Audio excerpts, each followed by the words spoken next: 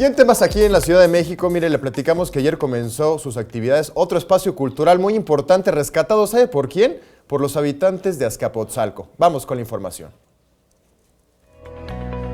Los habitantes de la colonia Arenal en Azcapotzalco ya cuentan con Xali, un punto de innovación y arte, el segundo en la Ciudad de México, que tiene como objetivo acercar la educación, cultura y deporte a las zonas con mayor marginación y violencia. En el programa Pilares podrán participar los ciudadanos como promotores educativos y culturales, quienes se encargarán de capacitar a los habitantes de las colonias interesados en terminar sus estudios.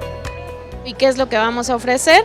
Desde actividades deportivas hasta actividades culturales. La próxima semana arrancamos con Zumba y con Box. El secretario de Cultura, José Alfonso Suárez del Real, dijo que estos centros permitirán a los ciudadanos ejercer el derecho de realizar estas actividades y ejercitarse. La cultura ya es en este país y en esta ciudad un conjunto de derechos culturales inherentes a los pobladores, a los visitantes que llegan a cualquier punto de la Ciudad de México. Xali es un espacio rescatado por los propios vecinos, por lo que se decidió convertirlo en uno de los primeros pilares de Azcapotzalco.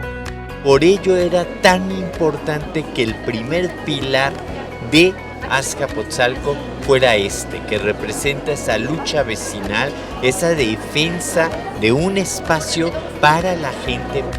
También habrá clases de computación, talleres de danza folclórica, video, pintura artística, fotografía y elaboración de títeres, entre otras actividades que permitirán el derecho a la educación gratuita y reducir la deserción escolar.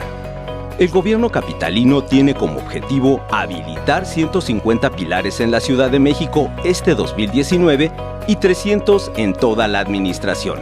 En las imágenes, Jorge Barajas, con información de Gloria López, 21 Noticias.